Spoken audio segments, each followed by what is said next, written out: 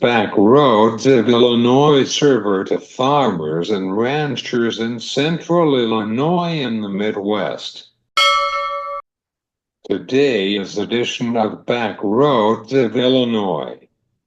We were bringing you lasted for farming sources and information sponsored by Agri Gold. We were glad you're here on a Tuesday afternoon. I'm Cesar Delgado. I am your host of today's program. I'm joining with Ed Usset from the University of Minnesota Twin Cities. We were talking about the grains markets, especially with the balance sheet on Monday. We will be talking about it with Ed. Then I'm joining with Josh Johnston from Agri Gold for Kentucky. Otherwise, welcome to the show to him. We were talking about the planting progress in southern Indiana and Kentucky. He is going to be saying on the balance sheet on Monday. Here's Ed Usset. I'm joining with Ed Usset from the University of Minnesota Twin Cities.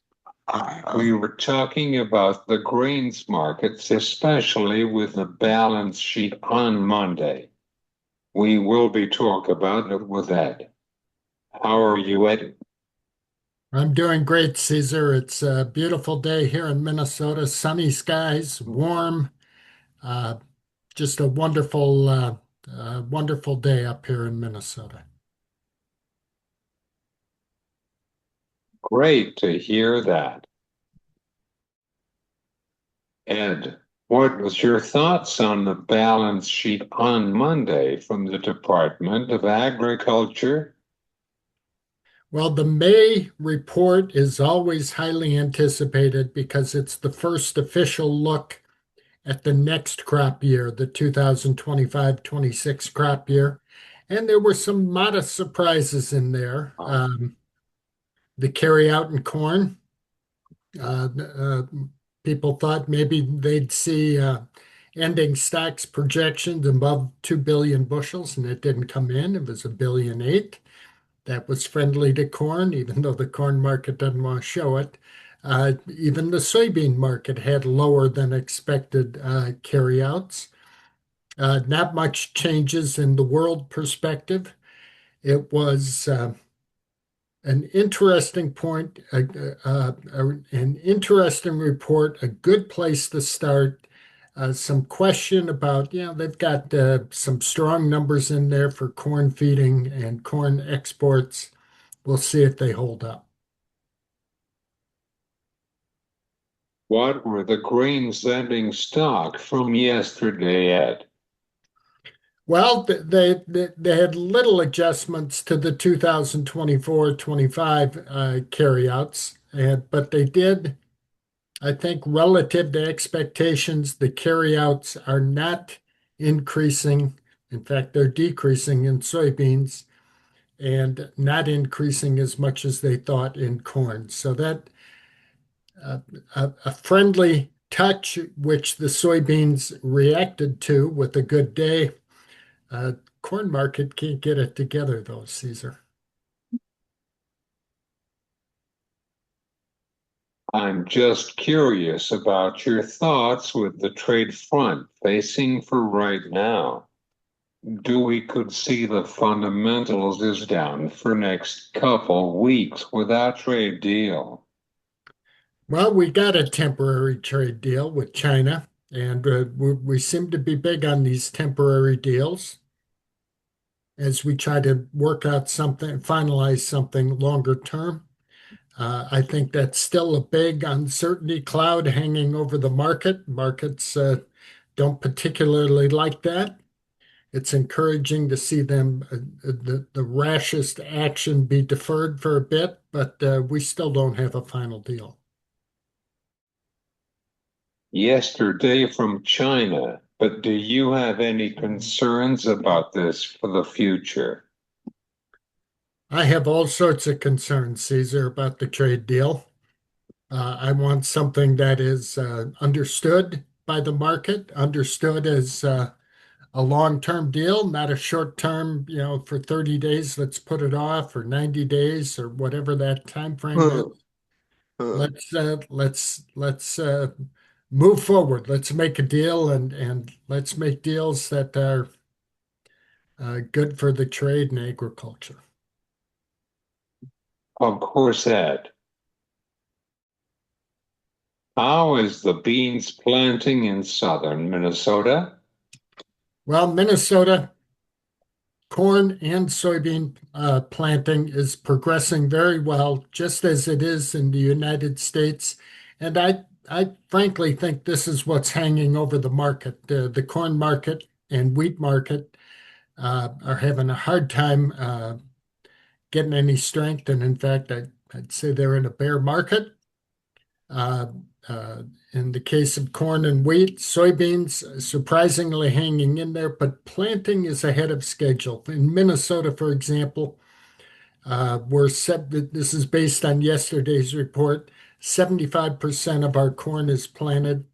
That's ahead of a year ago. That's ahead of the 5-year average. We're going gangbusters in Minnesota. Soybeans, similar story. 52% planted in Minnesota versus a 5-year average of 37%. We're ahead of schedule. Things are going well. Spring wheat too, for that matter. Not many people want to talk about wheat, but I like wheat, and it's ahead of schedule. And it's ahead of schedule throughout the U.S.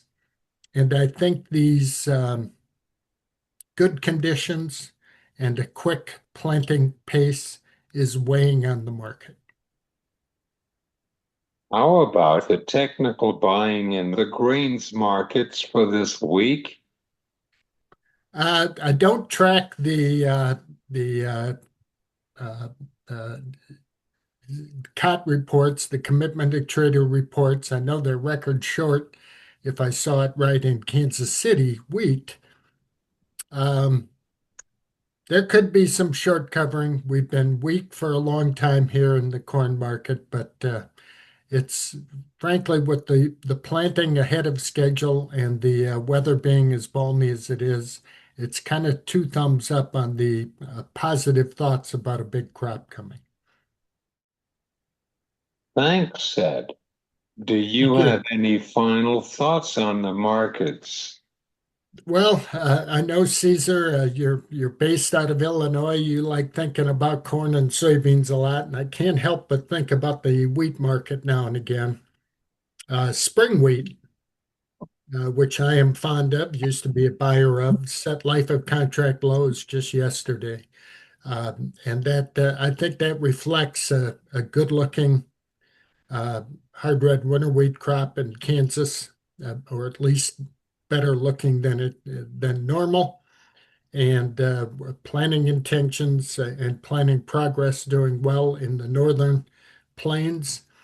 So the wheat market is on its heels, and I know that we don't think about that much in the world of corn and soybeans, but that can weigh on those markets too. How about the sugar beets? Boy, I got to apologize and take a pass on that, Caesar. I follow the sugar beet market or the progress. I didn't check on their planting progress. I got to believe, based on the weather and the conditions, that they're making good progress, just like corn and soybeans. Thanks, Ed. Thank This you, is Ed Cesar. Usset from the University of Minnesota on back roads of Illinois. I'm joining with Josh Johnston from Agri for Kentucky. Otherwise, welcome to the show, Josh. Super excited to be here. Thank you so much, buddy. Josh, how is the planting progress in southern Indiana and Kentucky? Yes, well, at the moment, slow. But if we think back, let's just go all the way back to March. The end of March, man, we were loving life We had some warm, sunny days. The soils were drying out. There was a lot of anhydrous that was placed. We were out there with the sprayers, got a lot of burn down done, was able to get a tremendous amount of work done and a little bit planted. You know, there was some guys that decided to plant some early planting soybeans, and we were off to the races, and things were looking like spring was going to be wonderful. But as many are aware, about April, well, I guess the last day of March, and then going all the way to about April the 12th, depending on where you were, we received from 10 to 17 inches of rain. Ended up with a historic flood. I think it was the third biggest flood of all times. 1918 was the biggest recorded flood, then 37, and then this year. So definitely a historic flood, and it set us back. We had to wait patiently for all that water to recede. We have a ton of low-lying river ground, bottom ground is what we call it, and yeah, it really, some of the water has just now left some of the fields, so it really set us back. From a replant standpoint, we were okay because we hadn't had anything planted to that time. But then about the week of the 13th, things started drying out. We still had backwater, but the upland ground and the hills dried out really nicely. And we run from the 13th to about April 25th as hard as we could run. I mean, we were going wide open. And let me tell you, man, emergence, corn emergence, soybean emergence, we were getting things out of the ground in 6 to 7 days. Typically in that window, you're going to have to wait. You know, you plant your corn and you're talking 10 to 15 days until it emerges. Not this time. Corn's been blasting out of the ground. We got picture perfect stands. Then we got rained out again somewhere around the 25th, and we haven't really planted anything since then. Everything that we had established is looking beautiful. At the moment, we're just waiting for some more dry weather. Can you tell us about the flooding in Kentucky? We know that it's tufted with severe weather and tornadoes. Yes, that flood, like I was saying earlier, was historic flood, and we're still dealing with the ramifications from it. Like, I was talking to a grower just yesterday that farms a bunch on the Ohio River, and he has farms that he can't get to because the road washed out. He told me he took a smaller tractor, like a maybe 150 horse smaller tractor with a loader. He was able to get it back to a farm so he could start picking up chunks and all the debris that had flooded in. But he said there's no way he can get his planter tractor just to the farm because there's no road. The road washed completely out. So yeah, a flood of historic proportions. There's a lot of like ditches that cut through the fields, a lot of dirt that has to be moved around. But we're kind of on the backside of that work. The waters are receding. Here's the neat thing that a lot of people may not know. Through the 50s and 60s, the TVA watershed went through and they dammed up a bunch of these main rivers that drain kind of like through Kentucky, Tennessee, Georgia, and Alabama. And they dammed up these rivers and the tributaries running into these rivers as a flood control agent. And it works wonderful. So in the wintertime, they drain all the lakes out. So, for example, the difference between what they would call summer pool and what they would call winter pool is like 25 feet. So they just completely empty the lakes out over the winter to where they're basically what the natural river would be in before they put the dams in. But they did that so they could catch all the spring rain and help farmers keep from having to deal with flooding. And man, that flood system works wonderful. Like it's saved us so many times. But the weird thing about this rain is we were already so wet. All of those lakes were pretty much full. And then you add another 10 to 15 inches of rain. There's the lakes are still maxed out, and we're just now getting to the point that they can start to let some of that water go. So we'll be in a position to catch some more rain. So that's pretty interesting. Your audience might want to investigate some of that TVA water control, flood control lake systems. And if you like fishing, it's awesome because we have lakes everywhere. Good to hear that. What is TV? Could you tell us about that? Yeah, it's called Tennessee Valley Association. And they're the group that did all the surveying and decided where to put the lakes to catch the most water. But it's all a flood control focus. So it's quite the system, really. Like lakes everywhere, and it's all flood control. Pretty interesting.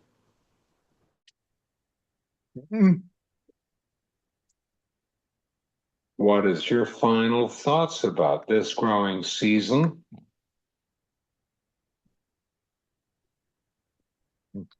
Yes, sir. I'm still hopeful for some really great crops out there. You know, I talked all winter about yield influencing times on corn, and we're aware of three of them. You know, early on around V5, that's when a corn plant sets on girth, and we understand that that's a yield influencing factor. And then from like V12 to about tassel time, that's ear elongation. And it's easy to see how that would contribute to yield. Then the last, several days, let's just say the last 20 days of a corn plant's life, that's when we're making those kernels bigger and more dense and heavy. And everybody can kind of understand that that's a yield influencing factor. But one that nobody ever talks about that I spent all winter talking about is how much even emergence contributes to final yield. And it's a really big deal. Like it is so important to have even emergence, which is why I'm excited about the stuff that we've had planted so far. I'm not sure I've ever experienced in the history of my career a more even, a more uniform stand of corn. Now, we have been saturated for 2 weeks, and we can't take very much more of that because our corn plants will start going backwards. They'll get some seedling diseases and things like that. But for the most part, I am very, very hopeful and excited that what we have planted at the moment will be very high quality crop. Now, for the remainder of the crop, that's yet to be seen, a little bit unknown at the moment. Like I said, we haven't planted a thing since April 25th. I feel like if we can get done by June, we'll still have the potential to have a really, really good crop down here. So we have our fingers crossed, buddy, that we can get one more planting window. If we could get about 10 days, we would get the rest of the crop punched in, and we'd be off to the races. So far, fingers crossed that we'll have a good crop. Thanks, Josh. I will send my well wishes for the people in Kentucky and southern Indiana. Thank you, buddy. Thank you for reaching out. I appreciate the interview today, and I'll pass those well wishes on to the Kentucky farmers. This is Josh Johnston from Agri Gold on Back Roads of Illinois.